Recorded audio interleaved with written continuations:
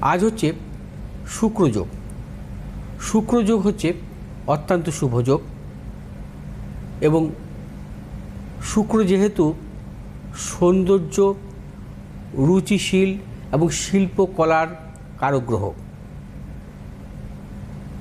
শুক্র যোগের জন্মগ্রহণকারী জাতক জাতিকারা অত্যন্ত সুশ্রী হয় এবং এরা রুচিশীল হয়। বিশেষ করে দেখা যায় যে শুক্র যোগের জন্মগ্রহণকারী জাতক জাতিকারা শুক্রের মহাদশায় এরা কিন্তু নানাবিধ সাফল্য পেয়ে থাকে শিল্পকলা জগতে, অর্থাৎ ক্রিয়েটিভ জগতে। এবং যদি এদের শুক্র দ্বারা যদি কোনো যোগ সৃষ্টিকারী হয়, অর্থাৎ শুক্র দ্বারা যদি লক্ষ্মী বা মহালক্ষ্মী যোগ হয়, শুক্র দ্বারা যদি মাল্যব্য যোগ হয় এবং শুক্র যোগে যদি তাদের জন্মগ্রহণ করে, তারা কিন্তু জীবনে প্রবল সাফল্য পেয়ে থাকে।